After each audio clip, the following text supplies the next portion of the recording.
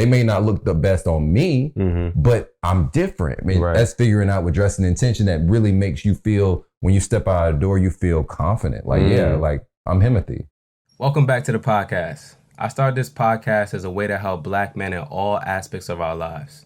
Studies show on average we lose 2.8 years of our life when we're under heavy stress. And I think we can gain those 2.8 years back if we express ourselves healthily.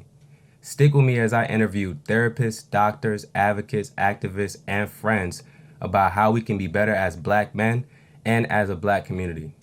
If you're not subscribed to us on YouTube and following us on Instagram and TikTok, you'll definitely want to do that. Without further ado, let's get into the episode. We're here with Trey. Trey is a content creator, a businessman. You do a lot of dope stuff in the community. I appreciate you being here. I seriously want to have a conversation about family, fatherhood, just your transition into that. We're going to talk a little bit of fashion because I know that's what you do. But I do not want to stay there, right? I do not want to stay there. So first of all, how are you? How's everything? Man, I'm good. I'm grateful. Just try to practice gratitude every day. And this season and every season, you know, we're getting into the holidays. So you notice more things are, you know, getting colder, it's getting harder, things are getting more expensive, you know what I mean? So I think, man, you know, I just try to really just be grateful for everything that's going on right now in my life. Yeah, absolutely, bro. You're killing it right now. You're killing it right now, for sure. We had a conversation last year, I believe it was last year, around Men's Health Month, when we were talking about fashion, men's sense of fashion, style, that kind of stuff, right? So I wanted to ask you, what are 3 mistakes that you think or that you're seeing right now with men, specifically Black men? I don't know if there's a difference, but we'll just specifically talk about Black men, that we're making when it comes to our sense of style, our sense of fashion, maybe our wardrobe, our choices, things of that nature. I think the biggest one that like I notice, it's a two-side, right? It's like in our culture, we love to either be the best, and that helps us in so many ways, right? We love to either to be the best, or, you know, if I'm being honest, we like to be, you know, mediocre. We'll accept mediocreness. And I think that, like, you have on one side of the spectrum, you have guys who, you get some bread, you know, you want to be loud, you want to wear the big chains, you want to wear the big designer logos, you want to wear all this stuff to show, hey, I got money, you know, like, look at me, you know, type of stuff. And I think that that's just, I think that it's a big mistake, because when you are a confident man, when you're a guy who invokes confidence, when you have a certain aura about yourself, it's going to be noticed through your clothes. You don't have to show that you have a statement piece on because it's a Gucci shirt or a Louis Vuitton belt. I think that it's not necessary. On the other spectrum, I think that sometimes we don't try enough. You know, we don't put much into our look. When we walk out the door, it's just like, oh, I'm just going to grab whatever and go. And it's like, but why? You know, like, don't, and I'm not even saying just do it for the women you may meet or that may be interested. Do it for yourself because you feel good. Like, prime culture mover we have is Deion Sanders. You know, when you feel good, you look good. When you look good, you play good. So why would you not want, you know, that's the way I look at it. Don't you want to put even if you're a person that loves to wear t-shirt and jeans, get the best fitting t-shirt and jeans for you that you feel the best in. Right. So you believe in trying to look good at all times. Why not?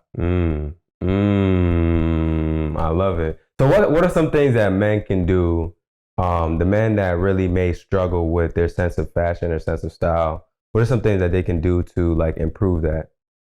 I think that you have to find, number one, that I think that you got to figure out what I think a lot of guys are missing the step on is figuring out more about, just like, you know, you talk a lot about mental health, figuring out, like, what are your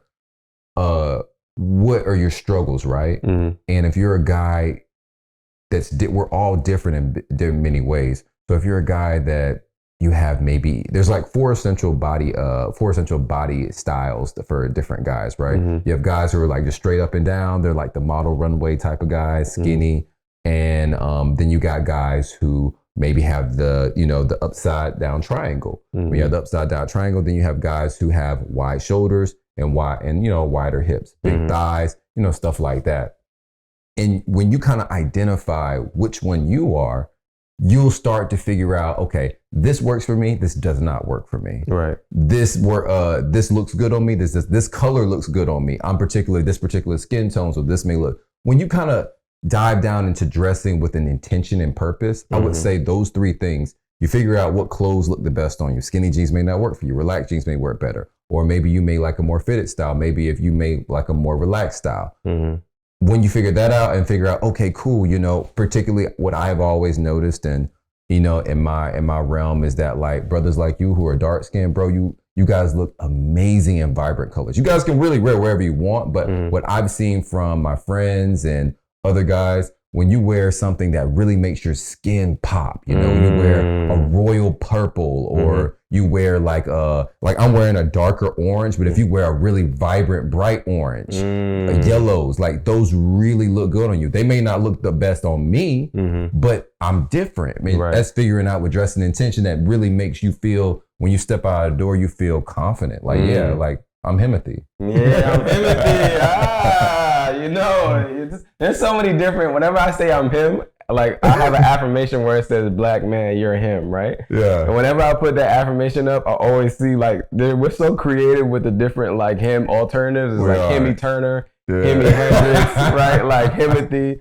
Man, so that's a joke. So I know, we extra with it. Yeah, my girl is gonna love what you just said, because my girl, every time I do a podcast, you know what her first question is? What's up? What color are you wearing?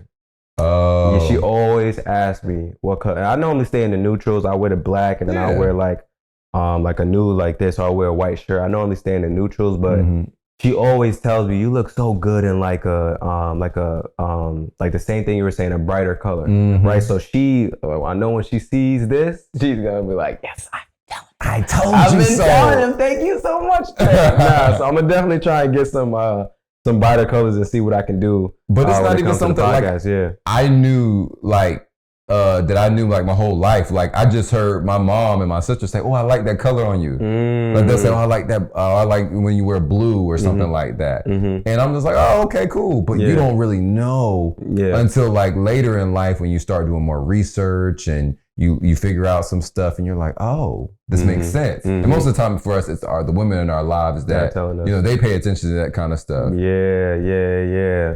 So I want to pivot a little bit, man. You're a new dad. You have a baby boy, right? Yeah. You have a baby boy. Is that your first child? My first child. Yeah, man. So you're going through, or I guess you're still in the middle of one of probably the biggest transitions for us is, man. Can you talk about what that has looked like for you, and just explain like some of the things that come with that? Well, it's a lot that comes with it, man. I'll say that like I'm still learning. I'm still trying to find out what it even means, or how do I even see fatherhood based on how I was raised, based on how I see other fathers, good fathers, bad fathers, in many ways. And I would say that like where I'm at right now, if I'm just being like super transparent, I just got into a stage where, and this may sound harsh, but I think it's like more or less real. Yeah. He'll in a week or so, he'll be 9 months.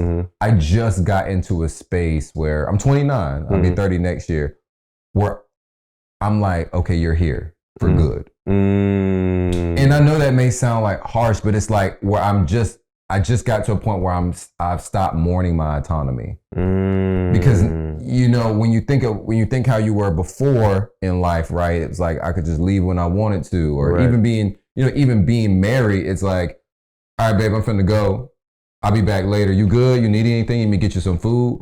And that's it. Right. But now it's like we're constantly working around him. Right. And I think I really got irritated with that at first. Like, That's real though. Yeah, that's real because it's like, oh shoot, we can't go on vacation next week or next month because we can't go with you guys here because we don't have childcare. Right. We can't do this because we don't have anybody to watch him. Yeah. And it's just us. Oh, I want to hang out with you guys this weekend. I feel left out because I see everybody on Instagram and my friends are at this event, that event, or they're, out of the country, but I can't go. Right. Even if you have the means to go, you can't go because you want to support your wife. You don't want her to be feeling like you ain't around, and then in our culture, we always feel that I want to make sure I'm present. You don't ever want to get to that point where even though I even feel guilty for going out of town for work sometimes. Right. Just to the point because it's like, oh, I don't want to leave her there by herself too much, because it's a lot, having a child. Yeah. No, I don't have kids. Yeah. And the reason why I love having these conversations is because it always gives me insight, right? Like I'm never going to be fully prepared, but just hearing what, you and other brothers that have been on the platform talk about when it comes to fatherhood, it helps me to understand, and also other brothers that may have gone through or are going through it, you know what I'm saying, to understand what that looks like. So how have you been able to navigate those feelings? Because that's a lot, right? Like you're kind of trying to figure out how to be a good dad, like how to still deal with like your own self, right, and your mental health. Yeah. So how have you been like navigating that? What are some things that have been like working for you during this time?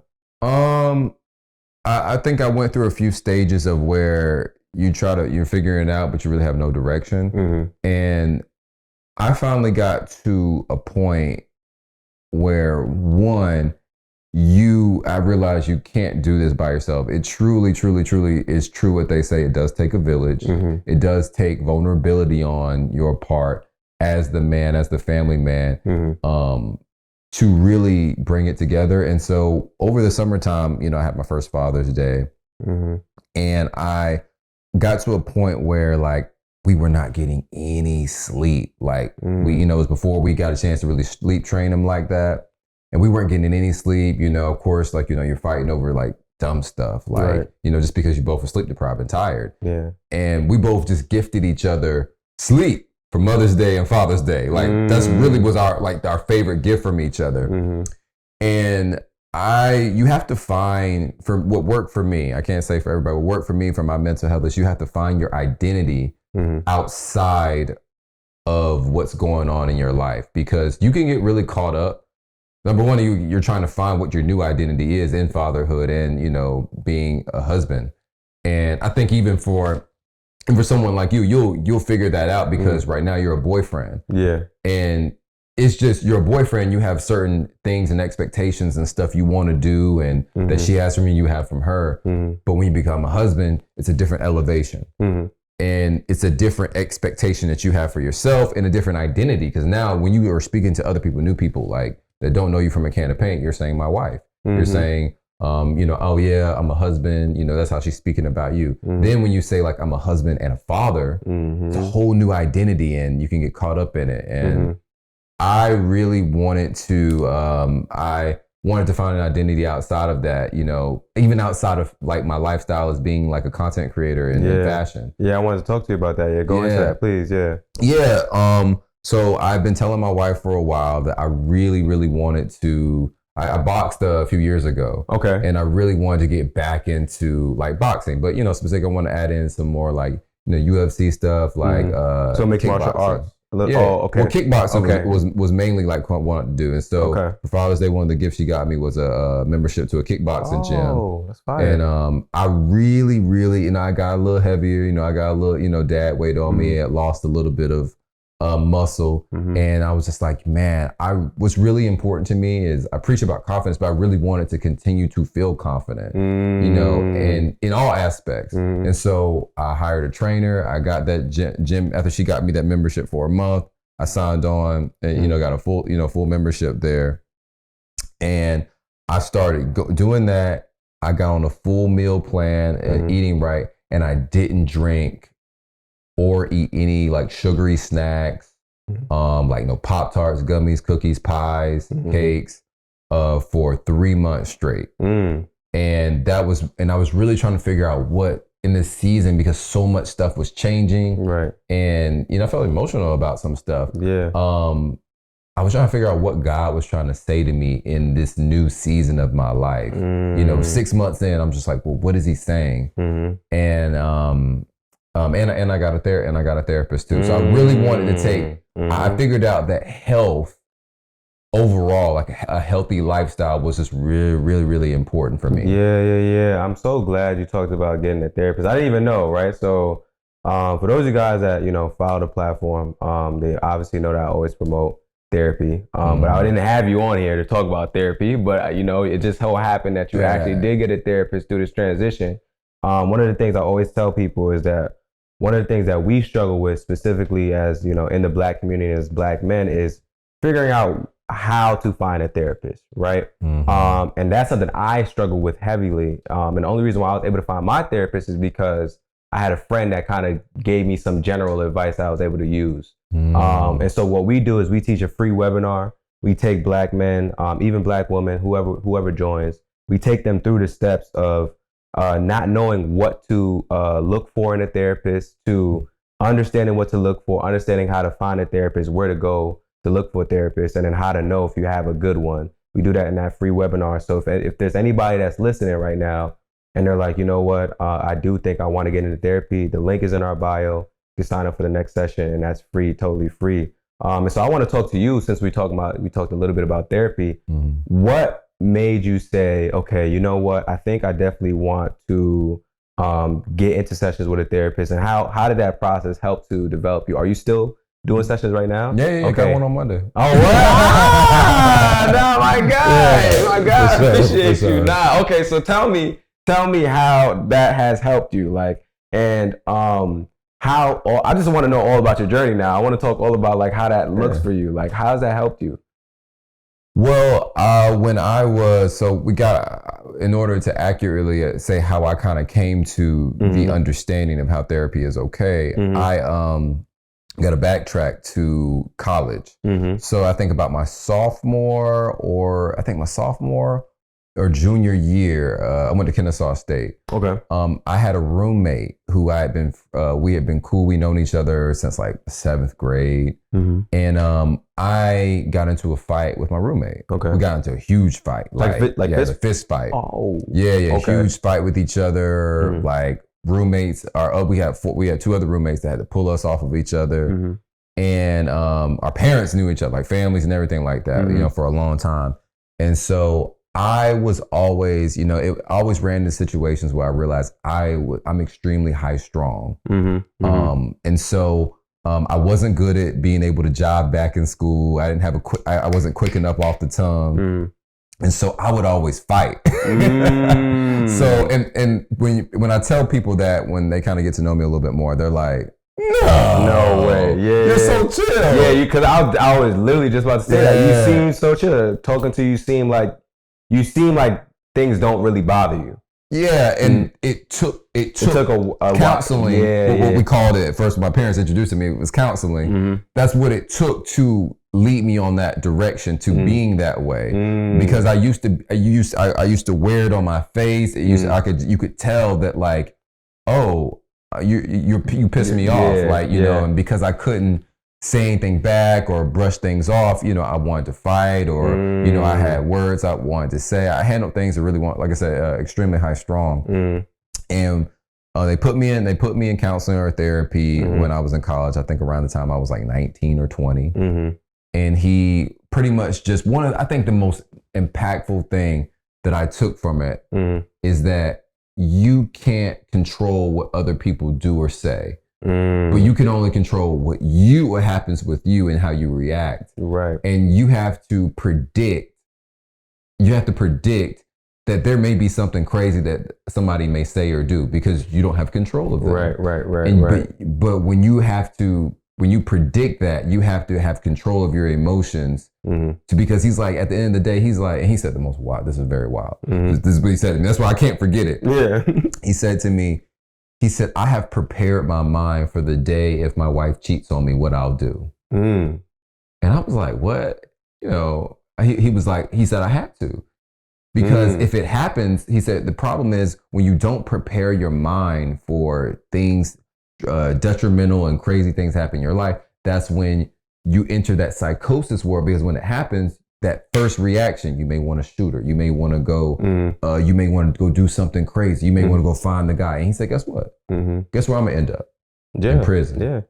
And I was like, that's true. And he's like, but you have to get control, because at the end of the day, you don't have control of what's going to happen outside of you. And then that gave me perspective. I was like, wow, like I don't. Right. And I can't get so high strung and want to fight or want to handle a situation by, cussing somebody out before I was saved. I can't do those things. And so that led me to being more mellow, like more chill, like, oh, okay. All right. I have control of what I'll say back, or I have control of what I'll do in walking out of the situation. Right. How that transpired into now, older, I realized that there's just more discovery I want in myself, because being a father and being a leader of the household, I want to figure out how I can lead better. And I can't lead better if I don't know things about myself that I'm not fixing, I'm not facing, I'm not trying to figure out the deeper parts of me that can improve. Right. Yeah, no, I love that story, because we have Safe Haven, which is our holistic healing platform. We have, inside of Safe Haven, we connect men with Black mental health professionals.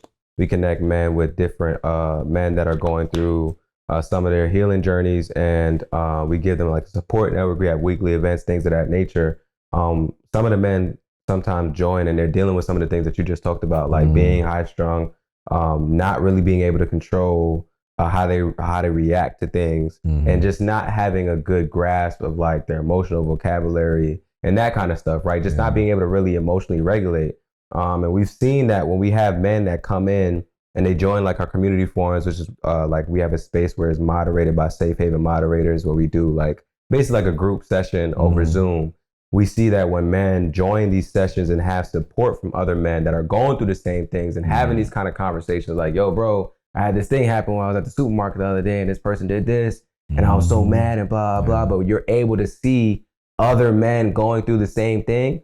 We've seen that as we, have more conversations about it, it really helps men to really be able to have these spaces. So I'm so glad you talked about that, because we need to hear more about that, right? So when people see you, they can, if they're going through it right now, they can say, yo, Trey is here. Trey is a lot more mellow and chill. I would have never known that Trey has gone through that.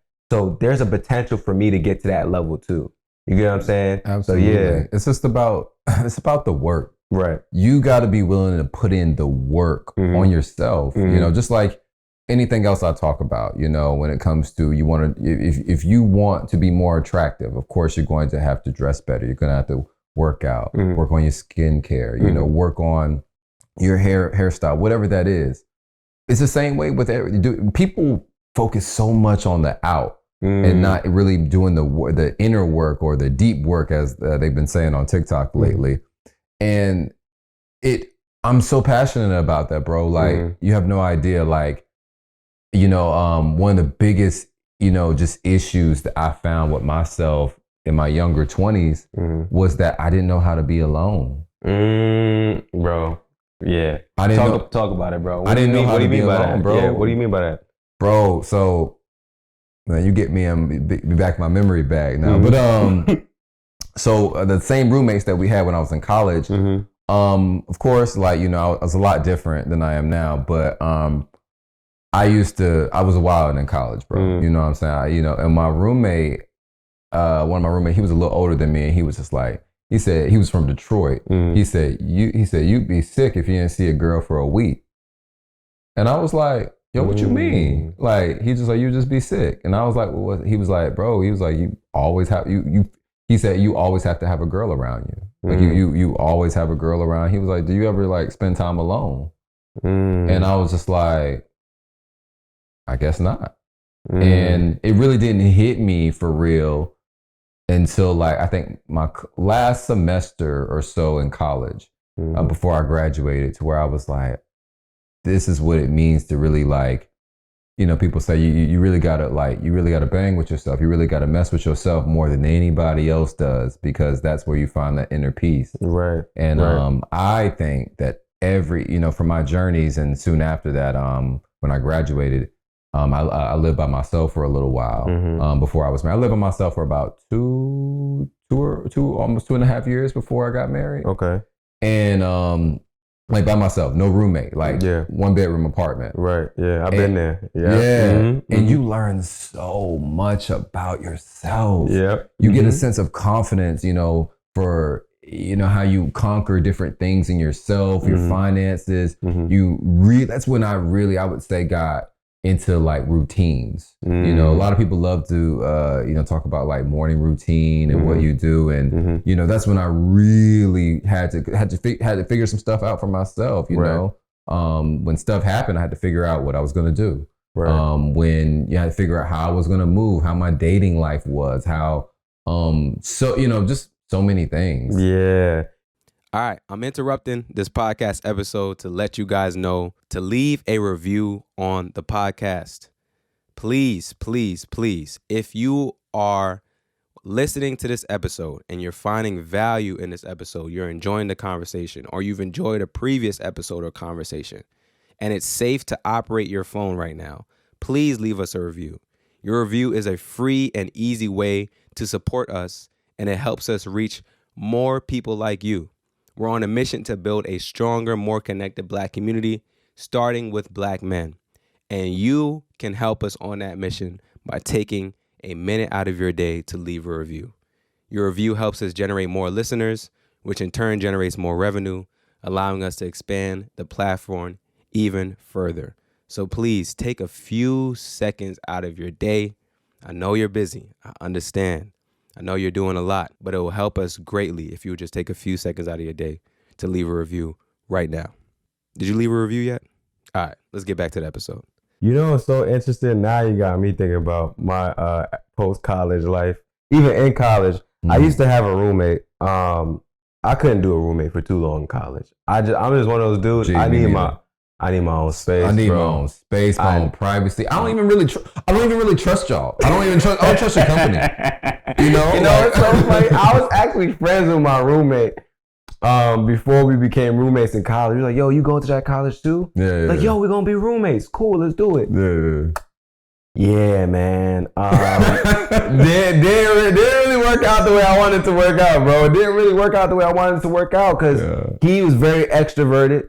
Really wanted to, have a lot of people around him, was going out all the time, and I was introverted, and I just wanted to study it and go to my classes and come back and chill. You know what I'm saying? And I didn't want to go out and do anything. And so when you put those two people in the same room, it's hell because it's like polar opposites, right? And so I was dealing with that, and then also I was like, you know what? It doesn't make sense for me to keep banging my head against the wall trying to figure this out. And so I was fortunate enough to eventually get a scholarship that also paid for like my living, that also gave me a stipend. And so once I got that stipend, I was like, yo, I'm going off campus. No, that's hard. I'm not staying on campus anymore. Yeah. And I got my own apartment while I was in college, right? So I had my own apartment in college. I had a 1-bedroom apartment in Delaware. And that's when I started realizing, I was like, yo, like. You from Delaware? No. I went to school in Delaware. What school you go to in Delaware? Delaware State University, HBCU. I don't know if you're aware of this. No, I know about Delaware State. I'm trying to figure out because my guy, he's from Delaware. Okay, yeah, I was 2014 and 18. Mm-hmm. His name is Isaac Jones. I don't know if you. Isaac Jones. I'm telling you, I was so introverted, bro. I only know probably like. Oh, okay, okay. I was not going out. If people saw me, they was like, "Yo, who is that kid?" I was in the computer science department. I was really? A real small department. You really mess with people like that? Nah, bro. Nah. It's not that I don't like people. It's just I love myself so much. I'd rather not. I love my space. Nah, I'm telling you, I love my space, right? And so I would really just chill in my apartment, and that's when I really developed my sense of self. I thought I had a sense of self before then, but like you said, like being by yourself and actually having to live by yourself and figure things out by yourself really helped me to develop my sense of self. And I'm not going to sit here and pretend like it was all sunshine and rainbows, because it definitely wasn't, right? But I can relate to you in the same sense where you were talking about how you didn't know how to be alone. I dealt with the same thing. And so in the middle of my college years, I was going through a breakup. And so I was forced to be alone. I didn't want to be alone. I was forced to be alone. That's right? the worst. Yeah, and that's the worst because you're not really prepared for it, but you have to deal with it. And so I'm living in my 1-bedroom apartment. I'm going through my breakup. I feel like I've accomplished something, but at the same time, I feel like I've lost something. Yeah. You get what I'm saying? I've had this like bittersweet moment where it's like I got my own apartment, but I lost my girl. And now I have to be alone by myself and I have to do all of this introspection. So I'm in the crib sometimes and it's like I'm crying so much. Yeah. But then the next day I'm going to school and I'm pretending like everything's okay. You get what I'm saying? Yeah. And I feel like so many black men go through that. We call it, it's not really a scientific term, but I really believe a lot of black men will resonate when I say this. We call it, it's called functional depression, right? It's where I can pull up to this podcast, right? And I can do this podcast and I'll smile, we'll have this conversation. But I'll go close the door later on at night and then be crying. Not saying this is my situation at all, it's not, right? But that's how it works, right? Where you're going to work, you're putting on your face and making sure, you're putting on this mask and making it seem like everything's okay. But when you get home and you finally are to yourself, you're able to take the mask off and underneath the mask is like, you're dealing with the craziest emotions. You're going through all these different whirlwinds. It's very hard for you to really navigate and deal with that. And so for any man that's going through that, just know you're not alone. You're not crazy. I've been there. There's a step that you can take. There's things that you can do. There's solutions that can help you with that, man. So I'm so glad you said that, bro, because it really takes me back to my situation and what I was going through. And I know a lot of men can really relate to that, bro. So, man, so how have your sessions been now? Because I know you said you were getting like a little bit emotional about the period that you're in now. You don't really, if you don't want to get into it, we don't have to, No, that's cool. I think that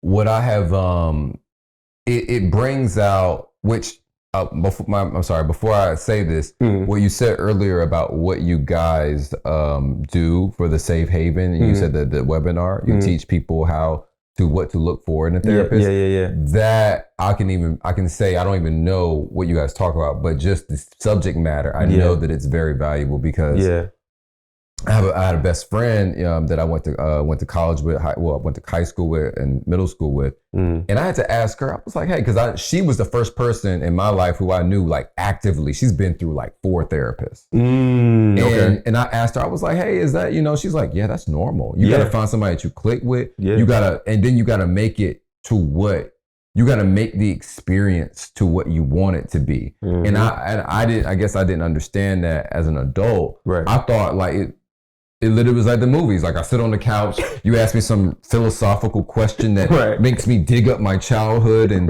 then all of a sudden I'm healed.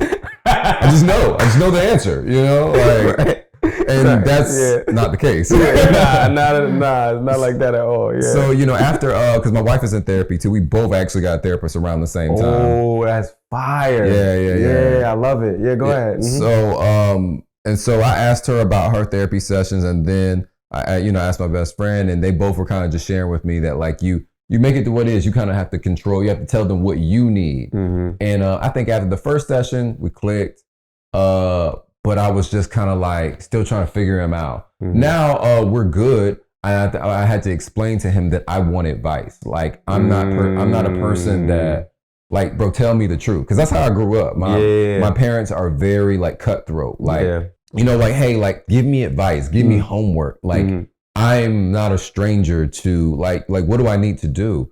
And he was just like, oh, you want that? He was like, I was just kind of like letting you, but now that you told me that, I'll give you homework. We'll go into some heavier subjects about yourself and whatnot. And how it's been beneficial to this point right now is more or less trying to figure out, because I am just a huge passionate fan about being the best person I can be, being the best version of myself.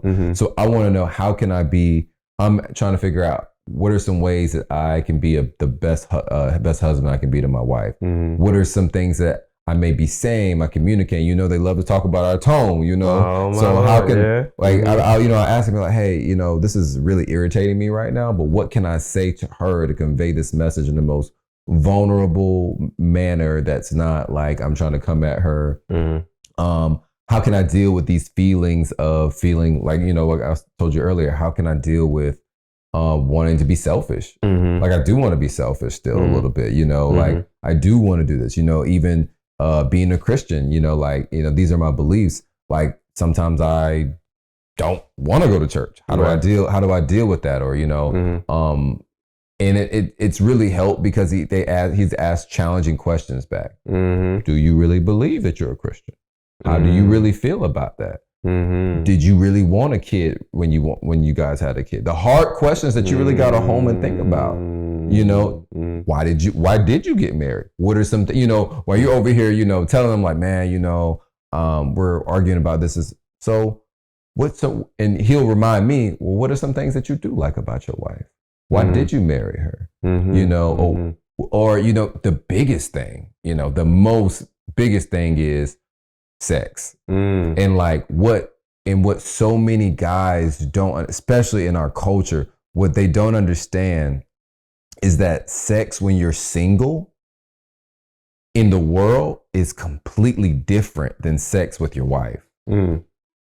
It's just it's different. You can't compare those experiences to them at all. And it's just a different thing. And it's like your wife is it's about love, it's about care, and it's about showing affection. And when you think about college and post-college experiences and, you know, stuff like that, it's like, oh, this is like different. You know, this is like way different because we're used to drinking, maybe being high, or you want to go out for drinks and get drunk and then, you know, see what's going on afterwards. And it's just, no, this is somebody that I do life with. This is somebody that I love. You know, we raise a family, and you know, it's a different type of feeling. Those are things that you kind of have to dive in and figure out. Even what I've even had to rearrange my mind to what sex means to me and what means to men.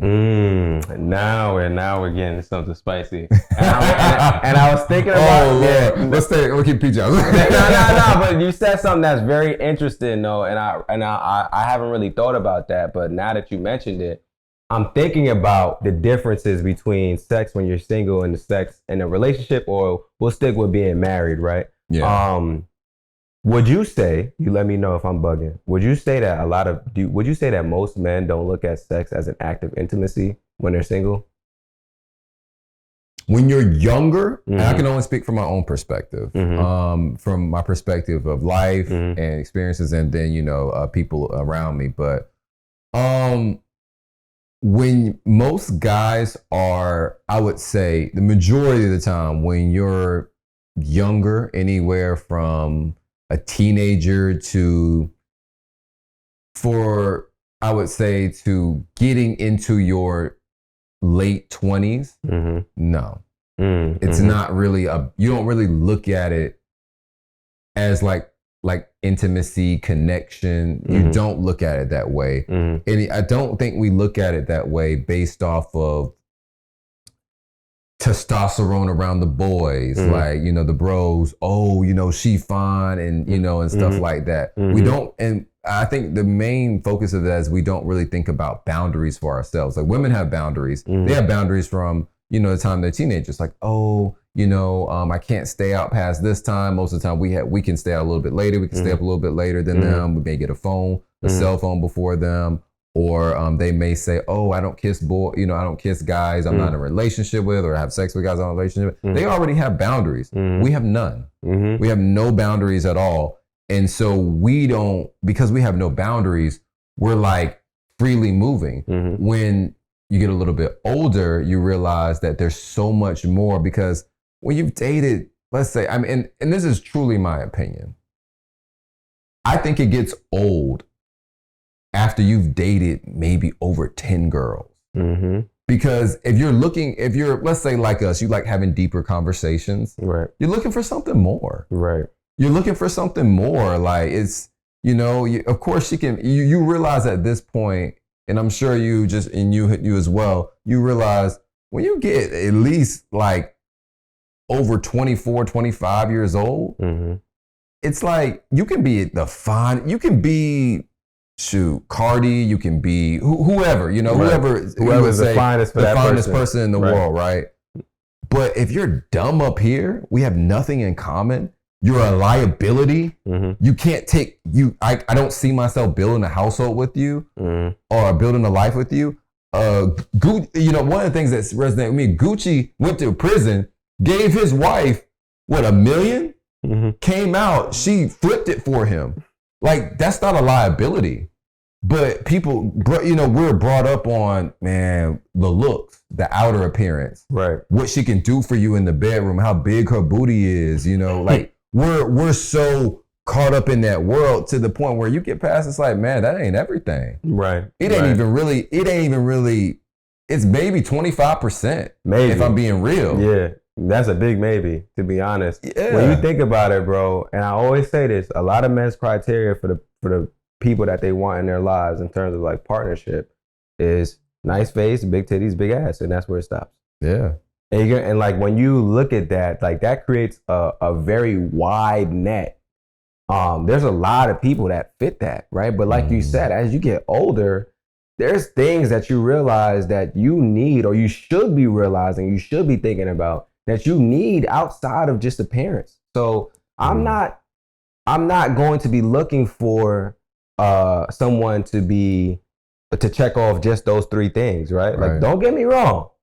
I understand the fellas that are like, yo, men at the end of the day. We're not saying we're not men. Right, but you gotta have some other things that are guiding you throughout the process, or else you're gonna end up with people that really aren't able to help you to sustain not only the peace that you've already created within, but help you to attain the level of the household that you want, the things that you want to do. Because I've had a few people that have come on the podcast and have talked about marriage and relationships and all that kind of stuff. And what they always talk about with us, and we're talking about men and heterosexual relationships, men that are with women, women are helpmates. They help to add to what it is that you're already, whatever it is that you're already providing, whatever it is that you're already doing. Absolutely. If you don't choose wisely with the person that you're deciding to spend your time with, you're not going to be able to multiply, right? She's not going to be able to multiply what it is that you're bringing in, right? And now you're in a relationship with someone and you're miserable and she's probably happy,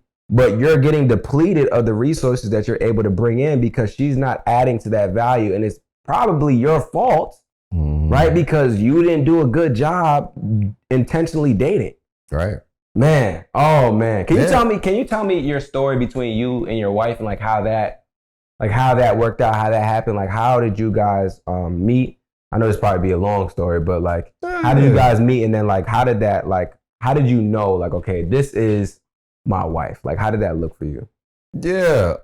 So I had, we met in 2018, and in 2018, I was going through a lot of different life stages. And I got to the point where I was like, you know what? Like, I need to, number one, I need to go back to church.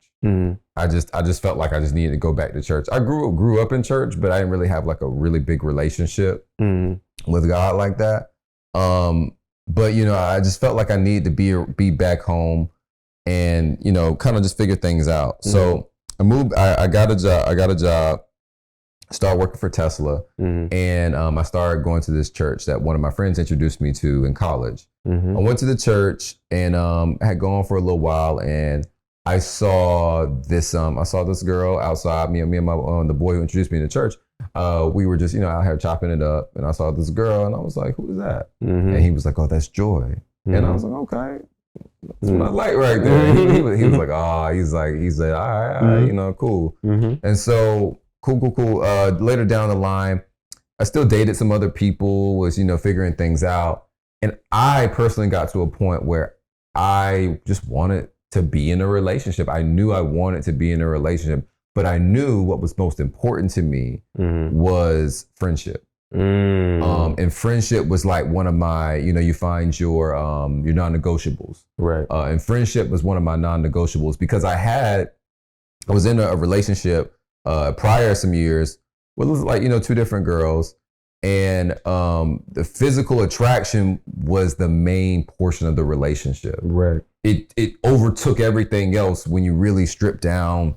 And I was just like, oh man, this is just this is really what it really is at the end of the day. Right. And I can even say, some mistakes from my stuff, I wasn't willing to put in the work for some things in those relationships either. Right. So I just want to say, I really wanted, because I was really getting to a point where I was really understanding myself and love myself. I just wanted someone else to accept me for who I was, accept me for the nerd that I am, the person who, may be high strung at times, may not say things the right way, may be random, or, expressive or, whatever the case may be. Take me for who I am, and really understand those things. Right. I met this guy on my lunch break, and I already knew him. We were cool. He was one of the brothers at the church. And on my lunch break, he was just asking me, saying, "So man, you interested in any of the sisters at the church?" And I was like, "Nah, but you know what though?" I was like, "There's this one girl I saw one day," and I was like, I described him to her. And he was like, "Oh, you talking about Joy?" I was like, "Oh yeah, that's what CJ said." And he was like, "Hey, I can hook you up." I'm like, "Man, stop playing!" I'm like, "Stop playing! You can't." He's like, "No, for real. My girl and her are friends." He's like, "I can set up a double date." I'm like, "You for real?" He's like, "Yeah." I'm like, "All right, cool." A few weeks later, he set it up, and he's like, he has like a fantasy team. Okay. So it's around like, football, basketball? Football fantasy. Okay. And so he's waiting on like the lottery draft or something like that. I'm not a huge football person. I'm more of NBA. Right. And so he's like, "Man, okay, I might be running a little bit late." And I'm like, "Man, I don't know these girls. I'm not finna pull up by myself and, like, bro, are you serious right now?" So I just got off work and I'm like, "Man, I need a little introduction. Yeah, come on, man, make it smooth for me." Right. And so he's like, "All right, I'm about to be there." And I'm like, "All right, cool." So I'm getting tired. I just work, all day.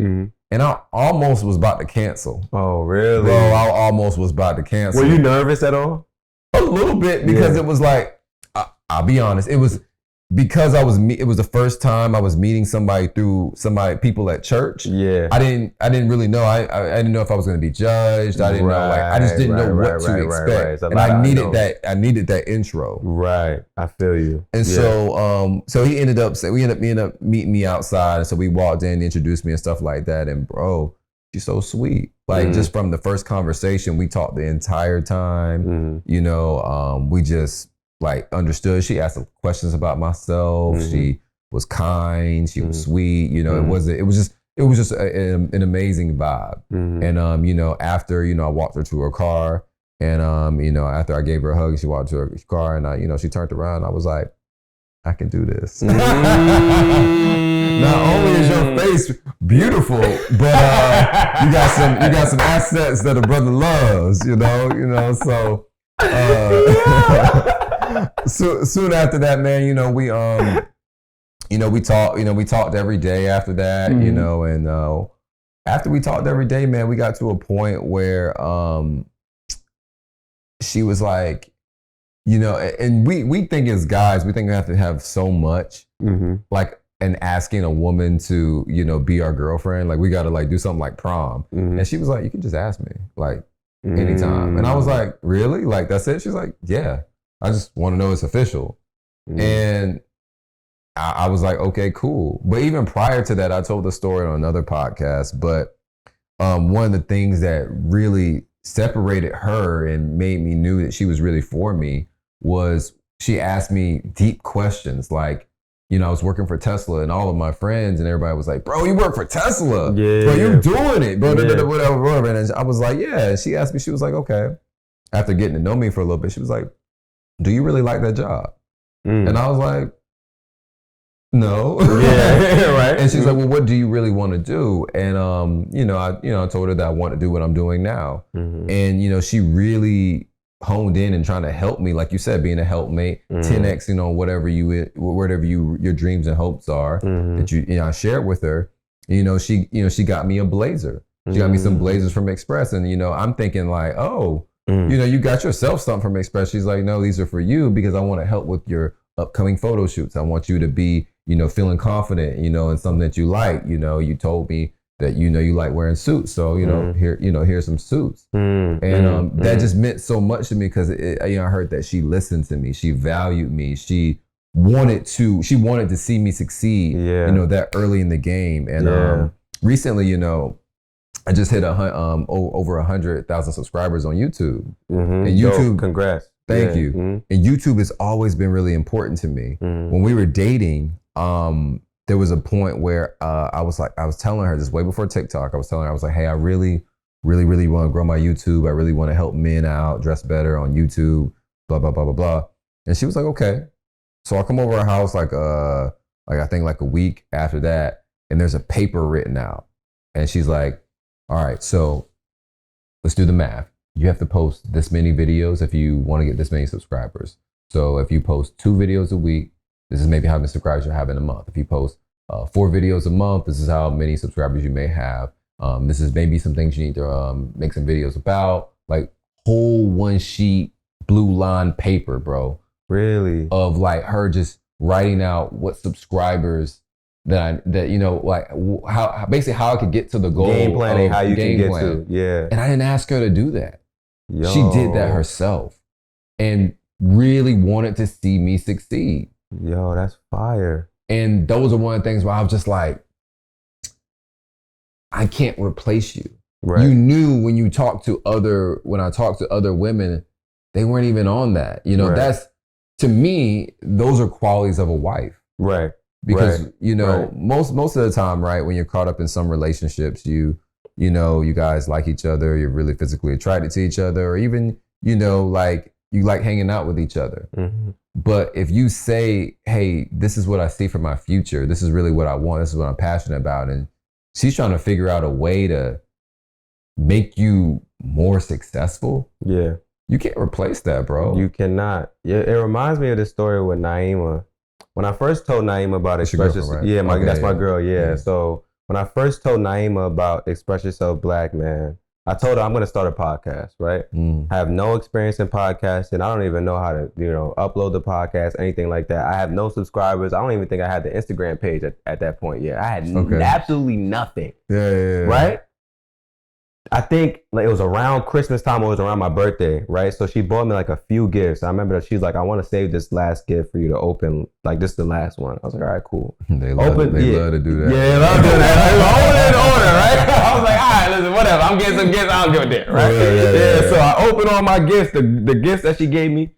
Dope. We get to the last gift, and I open it up. I don't even know what it is. I'm like, what is this? I opened it up. She's like, this is, I think it was a condenser. I think that's the name of it, right? Mm-hmm. It's basically something that you put around the mic, because I was using a mic in my room to help improve the audio quality, right? And I was like, yo. And she explains to me, yeah, I bought this for you because I was researching. I know you're doing a podcast. I know you have a mic. And you're always doing all this noise reduction. This would help you with the noise reduction because it stops the noise from bouncing around all over the room, and it stops the room from adding noise to the audio.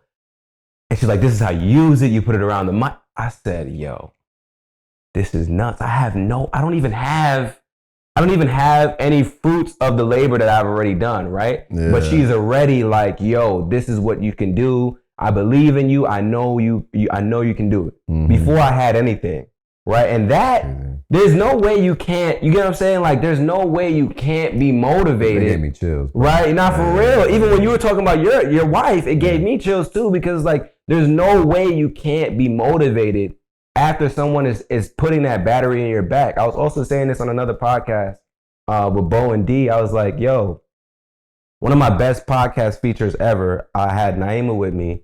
I wish I could travel with her everywhere. I wish I could have her here right now, but she just works, and so sometimes she can't come with me, right? Yeah, right. But when she traveled me, we went to Dallas. We did a podcast feature on Black Wealth Renaissance. Before the podcast, she was like, you need to stop waiting for people to set the energy for your podcast. Like, you just need to go in there with energy and just set the energy in the room and just talk how you normally would talk. Stop waiting and stop, waiting for people to set the energy. Even if it's their podcast, even if it's yours, you set the energy, right? And I was like, you know what, babe? You're actually right. And so that podcast, as soon as they said, hey, we got Kizzle, I was ready to go. That's one of the best podcast features I've ever done. I had the most energy. I was ready to go. And that's because before the podcast episode, she put your battery in the back. Exactly, right? And so this is what we're talking about when we talk about finding your helpmate and finding someone that's going to be able to add to what it is that you're doing and see what you're doing, and not only add to it, but really believe in you and affirm you. Because I know it's so many more stories that you can probably tell outside of that one. But that's just so fire to me that she came with literally like a game, like a strategy document for you with your YouTube. And now look at where you are, where you have 100,000 followers, subscribers on YouTube. You're killing it on Instagram. You have over 1 million on TikTok, right, man? So I just think it's dope. And I think it's so important that we understand like I don't want to say the role, but for lack of better words, the role that our partners play in our lives, right? And so I always love asking men like yourself that are going through it, like what their wives or their girls like do for them, and how that helps them, because we don't really see that too much when we look at the social media side of things, right? We can see your platform and see things are growing, but we don't see what's behind and like what's pushing you to like really get to that level, man. What would you say for those people right now that are like listening? They're like, man, I really want to have a wife like Trey's wife, right? Or I want to have a girl like Naima. What are some things that you would say help to steer you in the direction of joy? I truly think if you want a girl that's perfect for you, a woman that's perfect for you, you have to love yourself like how in that journey, like how we did, right? You really, really, really, bro, I don't care if you're a guy who is a nerd when it comes to video games, anime, if it's fitness, if you love mudding or with your car, if you love hunting, whatever it is, that's who you are. You have to be unapologetically yourself, because when you are like that, right, you're working on yourself, you loving yourself, you're confident, the right girl is going to come, right? Because like you just said, right, they're helpmates, they'll 10x whatever you got going on. How are they going to 10x something that you don't even know you have yet? How? Because, and I'm just keeping it real, right? If you're setting the tone, like how she shared with you, you're setting the tone, right? You're setting the tone for your life. You're leading. You're showing leadership. Where are you going to lead them to if you don't know yet? Right. So it's almost like you can't expect for, the biggest mistake that a lot of guys make is you just want to be with someone. So you haven't spent that time with yourself. So if you haven't spent that time with yourself and you just want a girlfriend so bad, you just want a wife so bad, you want somebody to care for you, you're going to get the wrong partner. Right. You're going to get the wrong partner that's in it for different reasons than you are, and not really truly trying to be a great spouse or being a great person for you. Yeah. So when you do that work, you pray, you meditate, you're doing that deep work in yourself, you're grinding, that partner is going to show up. And when that partner shows up, you're going to know what to answer and say when those deep questions come up, when those deep conversations come up. And they're going to love whatever it is that is about you. Right. And then they're going to be able to figure out how to make you be a better person, as you will help them be a better person. Yeah. One thing I just can't stand about, social media. Social media has so much value, but it also has so much poison in it. Yeah. And the poison is people will hear it or they'll take a clip from it and, we'll say what our women do for us. Well, I hope you're doing the same thing. Oh my. I hope. Or you better be doing all that for her. And it's like, Trey, thank you so much, bro. Because I was about to get caught up and I wasn't even going to hit that. So thank you. Please go ahead and cook, brother. Please go ahead. And cook. It's like they'll say like, oh, like, well, I hope you're doing that. And it's like, I'm going to be honest. If any woman who has a great man and you hear how your man talks about, you hear about how a man confidently and passionately talks about what his woman does for him, how much we're in gratitude and we appreciate that. Bro, you don't get that by serving them too. You don't get that. And it's not, and I want to let any brothers that's listening to this understand that you have to do some serving too. Right. In fact, you have to do more serving. Right. But it's going to come back. It's going to come back to you. Right. But that's a part of leadership. How many hits do you think Obama took when he was in office? Right. He was leading America. People tore him down, said stuff about him. You don't get to a leadership position with a little bit of backlash or having to even what they say, turn the other cheek, or or just have to ignore some things, because that's part of being a leader. Right. Controlling your emotions, being aware of yourself, and giving that woman purpose. Right. Like, hey, this is the plan. Right. My father taught me that you have the purpose. You show them the vision. When they see the vision, they're gonna help. They're gonna help you get there. They're going to be telling you the directions on the map while you're driving. Right. Hey, you should take this left turn because it's shorter. It says it on the map. We may have not foreseen that, but that's why we have that partner right there. Right.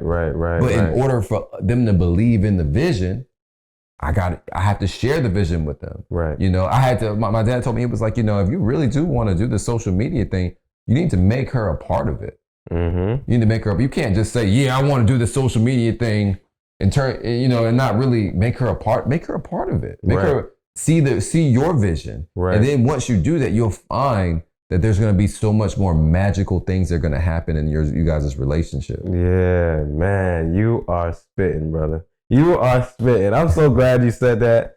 A lot of people on social media, I really don't like to pay the trolls too much mind, but people, yeah, not true, yeah, but people really just don't understand, and they're spewing out their projections because they may not have had that, right? And so when they hear people talking about, yo, Naima did this, my girl did this, my wife did this, Joey did this, right? They're like, well, I did that in my past relationship. This is what's going on in their mind, right? Yeah, like, I may have tried to do that in my past relationship with this guy that I shouldn't even have been with in the first place, that wasn't even able to receive that in the first place. And so now they're saying, well, I want to make sure that you guys are doing it. Are you guys taking care of your wives? Are you guys taking care of your girls?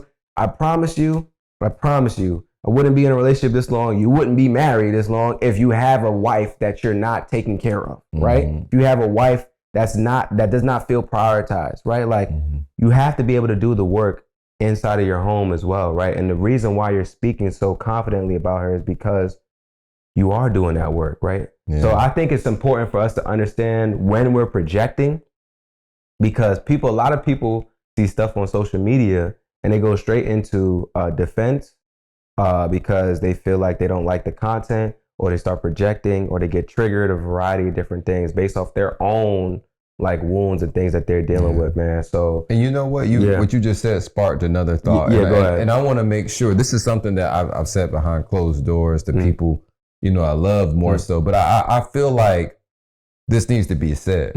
And the way that I think a big mistake that women and men on social media look at love and relationships, the biggest mistake that you're making is following or listening to advice to someone who is not at the destination you want to be at. And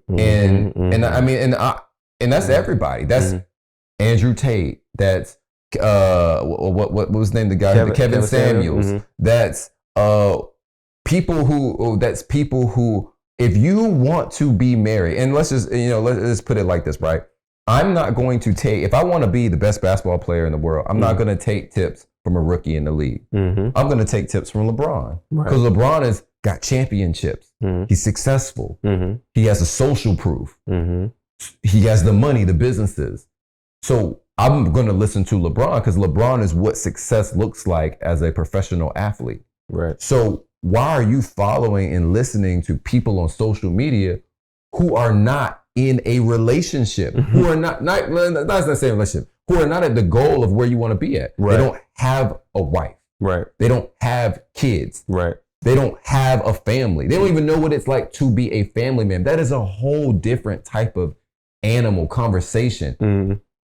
So you can't tell me, or even you can't even tell me, if you're a woman listening to men who are not in relationships, who are not married, and haven't kept a steady relationship, you can't tell me that you're really trying. Because why are you listening to someone? And my bad, I don't want to offend anybody that's listening, but this is truly how I feel. Like, if you want to get the best advice, aren't you going to go to the person who's the best? Right. And so if I would seek advice, even in my wife's side of marriage, our advice is still to seek couples who are in longer marriages. Right. My parents been married for 30 years. I asked my parents advice. There are other couples in the church who have been married with kids for a long time. We want to ask them advice because they're at the destination we want to be at. So if you want to be married, if you want a girlfriend, if you want a long relationship, why are you talking to the rookies? They out here dating. They ain't no different than you. Talk to me. I'll tell you what it's like to be married. If you're a boyfriend, I'll tell you, when you get to a husband, I'll tell you, this is what it's like. Right. But what's the point? I would tell my wife, hey, maybe you should share something with her because she wants to be married. She's looking for a husband.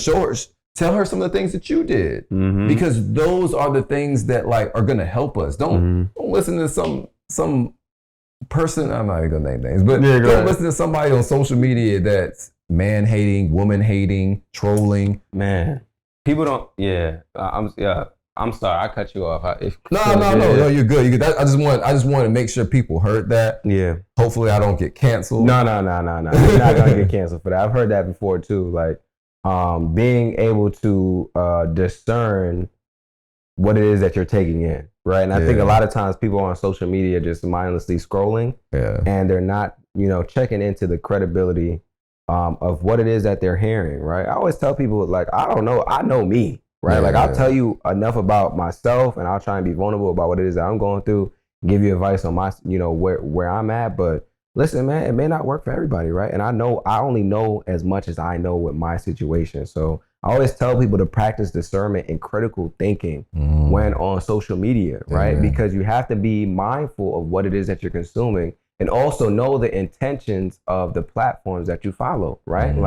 If I'm on your page, I know, okay, I'm going to get some fashion advice. I'm going to see some husband and father content. I'm going to see some family content. I know what I'm getting, right? I know why I'm there, right? But there's a lot of people that follow these news outlets and all these other different media platforms that aren't really trying to help you to get to the destination that you're trying to get to. And I think also I think a lot of people also don't have a destination in mind already. So they're just mindlessly just out here, just dating. Some people don't want to be married, but they're taking advice from folks that are trying to put them in marriage. Some people want to be married, but they're not taking advice from people that are even interested in getting married. They're just not really aware of what information they're taking in, and it's leading to all this chaos and confusion because folks aren't practicing critical thinking. You're not sitting there trying to understand, is this information really going to help me to get to where I want to get to? Let me actually talk to the folks that are in this and understand what it is that they want, right? So I see a lot of women giving women advice on just dating in general. I see men giving men advice on dating in general. When the hell are we going to just talk to the opposite sex, right? If we're talking about heterosexual relationships, you want to be in a relationship with a woman, why are you talking to men about what to do with women? Don't talk to me. Don't come and don't look at my platform. Go talk to women in your life. You don't have to take the advice from us. Right. Go talk to women in real life and ask them. That's what I used to do. Right. Before I had a platform, I'd put polls up on my stories. I'd have conversations with women. I would invoke conversations just to see what have you been through? How are your dates been? What was some of the worst dates you had? What are some of the best dates you had? And I'm just having platonic conversations. Right. But that's another thing too. A lot of dudes, we get into a whole nother topic. A lot of dudes don't know how to have just regular conversations, non-sexual conversations with women. They think every woman that they talk to, they have to be flirting. They have to be trying to figure out how to get in her drawers. They don't know how to just be platonic and just really just do some research and understand things. And what's crazy is you come off more attractive to them if you just literally can talk to them as if they're your friend. Right. And that's it. Exactly. And I used to really just sit down and just have conversations because I'm the type of person, I'm very inquisitive, I'm open-minded. I just want to know more. That's why the podcast works. I really like sitting here and talking to people and just picking people's brains and understanding more about how they think and how they view the world. And so I would do the same thing. And I started realizing a lot of women haven't been on dates, or they've been on dates and they've been terrible. And guys don't open doors. Guys aren't chivalrous. They're not doing things that we used to do. back in the day, right? Like they think that stuff shouldn't be done, and women are not being they're just not having good experiences out here dating. Like, and so I started thinking to myself, like, wow, so if I really just sit and just actually take a woman on an intentional date, like I would be probably better than 95 to 97% of men. Crazy. But then I see content online where a guy was like, oh, you're a simp if you open the door. And I'm like, well, I just talked to 8 girls in real life or 8 women in real life, and they're telling me the complete opposite. Who am I going to listen to? The women that I know in real life, or this guy on social media that has to feed his family with this content that he's putting out? Or he's just hurt. He's hurt. Or he's just hurt, you know? Most of the time, in my experience, me and the homies who actually have platonic relationships with women in our lives, over the course of our lives, we don't listen to those type of podcasts. The ones that the women talk about that are like those alpha male podcasts. You know, I get what they're doing, and like you said, you said such a good thing, bro. It's like you have to understand the intentionality. You know, you have to understand even the person that you're listening to. Right. That's why it's like I like to do podcasts because I want my audience to know more about my story. Right. I want you to understand who you're following, because you want to. It's like, you know, yes, like I get paid and I do this for my likeness, but I want people to understand, who are you following? Right. You know, like who am I? Because I want you to hang out and really get a connection of what I've been, and really where I can help you in other areas besides just helping you dress better. Right. I think that a lot of people don't, you know, when it comes to those podcasts, though, in my opinion, I think those guys who listen to those may have not gotten an experience to have platonic relationships, and may have gotten into some breakups where some things may have gone wrong. Maybe they've been cheated on. Maybe they've been done the wrong way. Maybe some of it was their fault. Maybe some of it wasn't their fault. And that's okay. Yeah. But it goes back to what I learned. How do you deal with it? Yeah. Because I mean, I love women, as I'm sure you and him do. So why would I just don't understand why guys would say you don't but slander women and saying don't do this because you're a simp, you're a punk, or you're weak, because you want to open the door for a woman. David is laughing in the other room. Think about that. I'm lame and a simp because I just chose to open the door for a woman. Because you chose to cater to a woman, which is so it's so nuts to me, because like I said, but it costs nothing. It costs nothing, and it actually helps you so, like, the right person, it helps you so much. Even if it's the wrong person, it costs nothing. Nothing. You get what I'm saying? Like, why are we like bashing our head? Like, why are we making it so difficult? And G, you know what's even more wild to me? What's up? If I pull out the chair for my girl or open the door for my girl, or car door or whatever, guess how I look? Oh, everybody looking at me like, dang, he treat her so well. So why would I not want to show that I treat my woman like a queen? Right. It makes zero sense to me. Right. Like, I don't feel weak because I opened the car door for her, or I pulled up her chair to the table.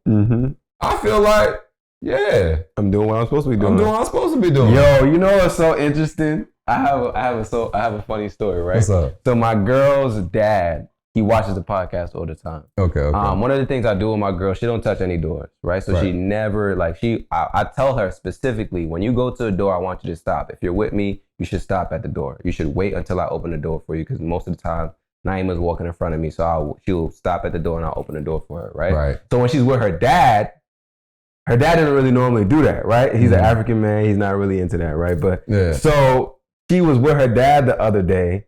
She stopped in front of a door, and he said, "Come on, man, you too used to Kofi doing this, right? Kofi's my name, right?" She said, "You too used to Kofi doing this," but that's how I want my girl to be. I want her to, when she gets to a door, I want her to be on some, I'm stopping at this door because I'm used to this. I want her to really say, okay, I'm so used to my man doing this that when I'm with anybody else, this is what I'm on. I want that to be a normal practice and a behavior. I want her to get into that behavior of understanding, like, she should be treated as a goddess, because She comes into my life and does so much. Why wouldn't I want to cater to you and make life easier for you? Makes zero sense. Come on, man. Even if she's a girl you went on first, second date, third date with, or whatever the case may be, why? You could. I go back to it again, bro. It's showing leadership qualities. Right. It's showing. It's giving good husband. It's giving like I wanna be with you. Right. You know, to go, and it's just, the word you said earlier is just important. Intentionality. Like, hey, I'm not going on this date just to. I'm not going on this date for fun. You know what? Some people may be. Right. But the intentionality is so important. If you dress with intentionality, if you act with intentionality on the date, of course, as a gentleman, I'm going to open this door. I'm going to pay for it because I asked you to be here, right, and I want to be here. And getting to know you, I want to know if I like you, if we vibe, because the intention is, do I want to date you long term? Do I want you to be my girlfriend? Do I want you to be my wife? Like, if it's not that, and that's why I talked about boundaries earlier, because if you have my boundary was, I knew I was gonna have sex till I got married. You know, which I mean, I had sex in the past, but after I got baptized, I waited those 3 years. Yeah, I love that. And so that was my boundary. Through me making that boundary, I found out it helped me time and time again and say, dang, Joy's my wife. Dang, Joy's my wife. Dang, Joy's the best choice. Dang, dang, I love Joy. Because I had those boundaries around my safe haven myself. And if there were just people who I saw couldn't understand it, didn't want to deal with it, or didn't love me enough in my journey. Like, you can't be running with the same, you know, I changed my life. When I changed my life, I didn't have, some of my friends I didn't spend as much time around. I stopped smoking weed. I'm not saying that anybody else has to do it, but that was advice for me that I had to put down. Right. And through me putting it down, it was able to open up my eyes and my mind to more things in my life of where I could change, where I could be better, and surround myself with just better things and better people. Yeah, man. Can you give the people, before we wrap up, man, you've said so much.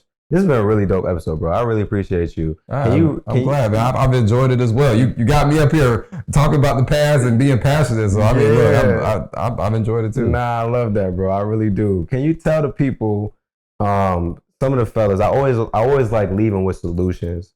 I think it's very important. We can have conversations about raising awareness and bringing up problems and all that kind of stuff, but I always want to leave solutions. I always want to end on solutions. There's a guy that's watching this right now that's just trying to figure out how to navigate to get to the position where you are, that's trying to figure out how to better himself.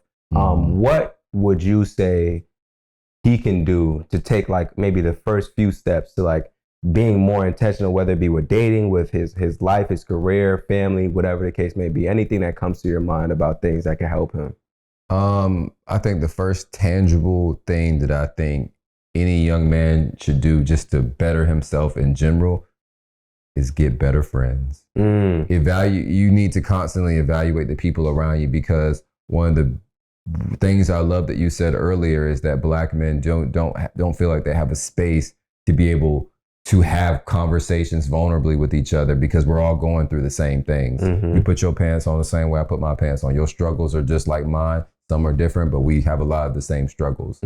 And I think that if you surround yourself with better brothers around you that want to see you win, that you can have hard conversations with, you can tell them, man, I cried yesterday, and they won't judge you for it. And they say, man, I cried too. Those are great people to have around you that will propel you forward, that support you in whatever you do. And can you tell the people where they can find you, anything that you have coming up, any way that they can support you? Man, guys, if you just follow me on all of my accounts, you like and comment on my stuff, you even send me a DM. That's supporting me. You know, if you as a content creator, the best ways to support us is just by engagement. Right. Commenting. If you see an outfit you like that I'm selling, or whether I'm a product I'm promoting for a brand, just click on the link, buy, spend a little bit of money with your boy. It'll definitely be appreciated. I do have If you do see, I can't talk about it right now, but I do have products and stuff that will be coming out. Ooh. If you see it, just shop with your boy. We're going to talk about it. Hopefully you can give me a little scoop afterwards. We can talk about it after. Yeah. And for those of you guys, I know you mentioned having a support around you. I think on top of that, what I would add to that is definitely getting connected with a professional. Like we talked about earlier, a therapist has been part of your journey multiple times, right? And I think it's very, very important, right? I wouldn't be here without my therapist. And I know a lot of the folks that we've had on the platform have had a therapist that have helped them through what it is that they're going through. So if you're still trying to figure out, how do I get connected with a therapist? You're not really sure what you need to work on. All of those things, pull up to the webinar, How to Find a Dope Black Therapist. It is free. It's linked in our bio on Instagram. Express Yourself Black Man, also on TikTok, and it's also on our website for those of you guys that may not be on social media. That's expressyourselfblackman.com/links. It's gonna be one of the first few links on there. Just sign up for the next session that we have, and then we'll take you through the process. And that's completely free. Trey, this has been a dope episode, bro. I'm so glad to have you. Thank you so much, bro. Likewise. Appreciate you having me on, man. Bro. Got you last minute, you know. Yes, sir. Oh. That's dope. Thank you so much for watching this episode. If you are planning an event or you are part of your organization's Black employee group and you are interested in having dope Black mental health professionals or myself come in and do a speaking engagement or a workshop or a keynote address or a panel, please click the link in our bio on Instagram or TikTok, scroll down and click Book Us for Speaking and Brand Deals and fill out the form available on our website. Once you fill out the form, one of our team members will get back to you about how we can collaborate and create something dope for your organization. This is an unparalleled opportunity. We are currently the largest Black men's mental health platform, and we have a few slots available for our calendar year, and we would love to partner with you to create something dope for your organization if it makes sense for both parties, right? So go to the link in our bio, scroll down, click Book Us for Speaking and Brand Deals, and fill out that form. If you're not on Instagram, the link should be linked in our description of this episode. And it is also on our website. If you go to expressyourselfblackman.com/speaking-brand-deals. That's expressyourselfblackman.com/speaking-brand-deals. If you are looking for a therapist, a Black therapist, and you've had a hard time finding one, you've jumped from therapist to therapist, or you just don't know how to find a therapist, we are teaching a free webinar. It's completely free, taking you from not knowing how to find a therapist, not knowing where to search for therapists, struggling with finding good therapists for you, not knowing what to look for in therapists, teaching you all of those different things, and also giving you the opportunity at the end of the webinar to be connected with one of our safe haven healers who are Black mental health professionals so that you do not have to go through the struggles of finding a Black therapist alone anymore, right? So if you're interested in that, you want to get connected with a Black mental health professional at the end of the webinar, or you just want to learn how to find a Black therapist by yourself, you can sign up for the free webinar. It's linked in our bio on Instagram and TikTok. You just click that free webinar link once you click the link in our bio and fill out the form. You can also find it on our website at expressyourselfblackman.com/links and fill out the form there for our next webinar session. If you're not interested in any of that, right, but you know someone that may be interested in it, all we ask is that you please share it. If you want some of the merch that we show on the platform all the time, that we're wearing on the platform all the time, you can shop it at shop.expressyourselfblackman.com. And once again, we just want to say thank you so much for watching this episode. Thank you so much for supporting us. Please, if you are on YouTube, leave a like, subscribe, comment. If you're listening to this on an audio platform, please leave a review. It helps us out greatly. Thank you so much for your support. We're wishing you nothing but the best and sending you and your family and your loved ones love and light. Peace. Sometimes I know you feel like you ain't got nobody to speak to. A shoulder to lean on somebody you could preach to. No, you need to hear it, my brother, I love you. We got way too much to live for. We got way too much to live for.